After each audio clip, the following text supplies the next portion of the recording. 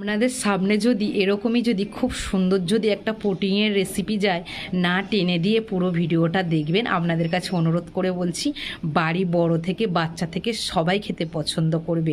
এই গরমের সময় একবার বানিয়ে নিয়ে দেখুন, একটা হেলদি খাবার বানালে কিন্তু ফ্রিজে দিয়ে রেখে খাবেন, দেখবেন খেতে অসাধারণ লাগবে আর বাড়ির তো সবাই খুশি হবে। আর কত সুন্দর হয়েছে, আপনারা না দেখলে বিশ্বাস করবেন না কত সুন্দর জালিদার, কত সুন্দর হয়েছে পুডিংটা, খুব সুন্দর হয়েছে। আপনারা কেউ স্কিপ করে যাবেন না, গেলে বুঝতে পারবেন না এটা আমি কিভাবে বানিয়েছি। পুরো ভিডিওটা দেখার অনুরোধ রইল। নমস্কার বন্ধুরা, আমি রাখির কিচেনে নতুন একটা পর্ব দেখার জন্য সকল বন্ধুকে জানাই ধন্যবাদ। পুরো ভিডিওটা দেখার এখানে অনুরোধ রইল আপনাদের কাছে। এখানে আমি নিয়েছি 3টে ডিম, 1 বাটি দুধ, আর এখানে রয়েছে গুঁড়ো চিনি। প্রতিটা জিনিস কিন্তু মাপের নিলে খুব সুন্দর কিন্তু এই পুডিংটা হবে। আর এই পুডিং বানানো কিন্তু খুব সহজ। আর এই গরম তো পড়ে গেছে, একটা হেলদি খাবারের রেসিপি আপনাদের সাথে শেয়ার করছি পুডিংয়ের। এই পুডিংটা কিন্তু আপনারা ফ্রিজে রেখে ঠান্ডা করে খাবেন, দেখবেন গরমের সময় খেতে কিন্তু অসাধারণ লাগবে। ডিম 3টে আমি কিন্তু ফাটিয়ে নিয়েছি, এখানে কিন্তু আমার হাফ বাটি হয়েছে। ডিম 3টে ফাটিয়ে নিয়ে হাফ বাটি ডিম হয়েছে এখানে। এই ডিম অনুযায়ী কিন্তু প্রতিটা উপকরণ আমার এখানে ব্যবহার করতে হবে। ডিমটা আমি ঢেলে নেবো একটা গামলার মধ্যে।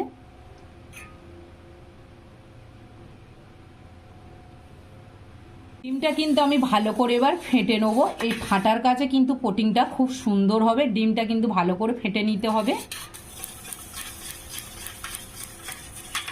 ভালো করে আমি ফেটে নিয়েছি ডিমটা, একটু ভালো করে ফেটে নিতে হবে। আর এখানে আমি নেবো চিনি। চিনিটা মিষ্টি আপনারা যে যেরকমই খাবে সেরকমই চিনি ব্যবহার করবেন, কিন্তু চিনির মাপটা এখানে আমি যেটা দিচ্ছি এটা কিন্তু খুব বেশি মিষ্টি হবে না, খুব সুন্দর, খুব বেশি কমও হবে না, খুব বেশিও হবে না। এখানে আমি গুঁড়ো চিনি ব্যবহার করছি। আপনারা চাইলে এখানে গোটা চিনি ব্যবহার করতে পারেন, কিন্তু গোটা চিনিটা গুলতে একটু টাইম লাগবে, সময় লাগবে, তাই এখানে গুঁড়ো চিনিটাই ব্যবহার করা সবথেকে ভালো। এখানে গুঁড়ো চিনিটা দিয়ে আমি 5 মিনিটের মতন এটা ফেটে নেবো। আপনাদের একটা মাপ বলে দিচ্ছি, এখানে 5 মিনিট ধরে এটা ফেটলে খুব সুন্দর ফেটা হয়ে যাবে। এখানে খুব সুন্দর করে কিন্তু আমি ফেটে নিয়েছি। এখানে ফাটতে ফাটতে দেখবেন হালকা হালকা একটু সাদা সাদা কালার চলে আসবে, তাহলে জানবেন কিন্তু ফাটাটা কিন্তু খুব সুন্দর হয়েছে ডিম আর চিনিটা দিয়ে। এবার এখানে আমি দুধ নিয়ে নিয়েছি। আপনারা এখানে লিকুইড দুধ ব্যবহার করতে পারেন। এখানে আমি গুঁড়ো দুধ হালকা করে সামান্য একটু জল গরম করে নিয়েছি, নিয়ে এখানে 2 প্যাকেট গুঁড়ো দুধ আমি গুলে নিয়েছি। পুরো 2 প্যাকেট নিয়েছি, 10 টাকা করে দুধের প্যাকেট। আর এখানে কিন্তু দুধটাও হাফ বাটি ব্যবহার করব। যে বাটি মাপ করে আমি কিন্তু ডিম নিয়েছি সেরকমই বাটি করে কিন্তু দুধ এখানে ব্যবহার করব, হাফ বাটির মতো। হাফ বাটি দুধ নিতে হবে, ডিম যতটা থাকবে দুধ কিন্তু সেরকমই। ডিমটা 3টে ডিম ফাটিয়ে নিয়ে একটা বাটির মাপ করে দেখে নেবেন, সেই বাটির মাপ করে দুধ নিয়ে নেবেন।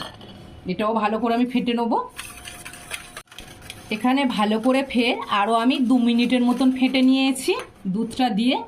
এবার এখানে একটু দেবো ভ্যানিলা এসেন্স, অল্প করে একটু ভ্যানিলা এসেন্স দেবো, যাতে ডিমের এই যে গ্যাসটা থাকে না, এই গ্যাসটা যাতে না থাকে তার জন্য দেওয়া। এখানে ডিমের গ্যাসটা থাকবে না দিয়ে আরেকটু ভালো করে আমি ফেটে নেবো। এখানে আপনারা চাইলে যদি ভ্যানিলা এসেন্স আপনাদের হাতের কাছে না থাকে, এখানে আপনারা এলাচ গুঁড়ো ব্যবহার করতে পারেন। যে বাটির মধ্যে আমি পুডিংটা সেট করব সেই বাটির মধ্যে আমি একটুখানি সাদা তেল দিয়ে দেবো। সাদা তেল দিয়ে একটু ভালো করে আমি বাটিটা মাখিয়ে নেবো। গোটা বাটির মধ্যে সাদা তেলটা ভালো করে একটু মাখিয়ে নেবো। তেলটা আমি ভালো করে মাখিয়ে নিয়েছি। আর এখানে একটা ছেঁকনি নিয়ে নিয়েছি, এটা আমি ছেঁকে নেব। পুডিংটা কিন্তু ছেঁকে নিতে হবে।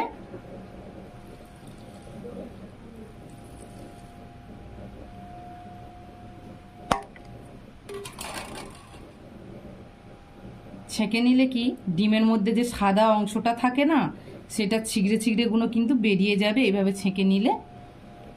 এখানে আমি কড়ার মধ্যে জল বসিয়ে দিয়েছি। পুডিংটা ফাটতে ফাটতে এখানে আমি তার আগে একটু জল বসিয়ে দিয়েছি, দিয়ে জলটা ভালো করে গরম করে নিয়েছি। দেখে বুঝতে পারছেন জলটা কিন্তু ফুটছে। আর এখানে একটু লেবু দিয়ে দিয়েছি। যে কোনো খাবার বানাবেন যখন ভাপেতে বানানো হলে এখানে লেবু ফেলে দেবেন, তাহলে কড়ার মধ্যে একটা কালচিটের দাগ পড়বে না, জলের যে দাগটা পড়ে না সেটা পড়বে না। আর কিন্তু জলটা ফুটছে, এখানে আমি পুডিংটা দিয়ে দেবো, এইভাবে বসিয়ে দেবো।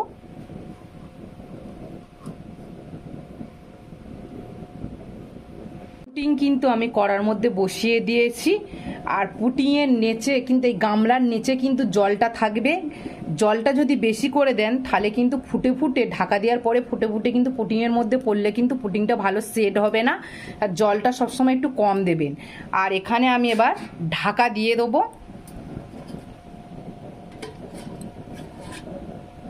ঢাকা দিয়ে মিডিয়াম আছে 5 মিনিট রাখবো, আর মিডিয়াম আঁচের থেকে নর্মাল আছে আমি 20 মিনিট রাখবো। সব শুদ্ধ মিললে এখানে কিন্তু আমার 25 মিনিটের মতন টাইম লাগবে। পুডিংটা কেমন হয়েছে এবার আমি খুলে নেব।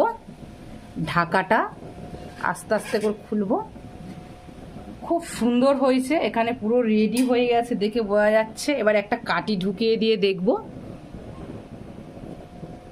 কাঠির গায়ে কিন্তু লেগে যাচ্ছে না, একদম পুরো রেডি, একদম লাগছে না। খুব সুন্দরভাবে এটা রেডি হয়ে গেছে। এবার এটা আমি লাভিয়ে নেব। পুডিংটা কিন্তু খুব সুন্দর ঠান্ডা হয়ে গেছে, এরকম ঠান্ডা করে নেবেন। নিয়ে এটা 4 সাইড দিয়ে একটু ছাড়িয়ে নেবো। আমি ছুরি নিয়ে নিয়েছি, ছুরি দিয়ে এইভাবে ভালো করে আমি ছাড়িয়ে নেব।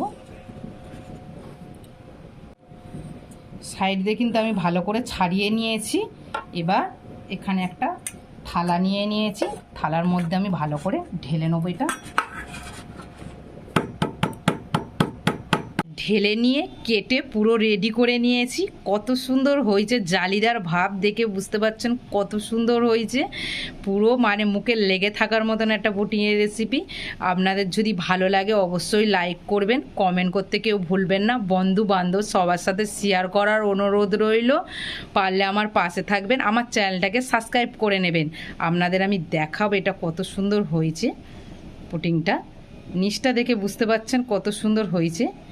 খুব সুন্দর একটা জালিদার ভাব এসেছে পুডিংটা, খুব সুন্দর হয়েছে। আপনারা সবাই ভালো থাকবেন, সুস্থ থাকবেন। টাটা বন্ধুরা।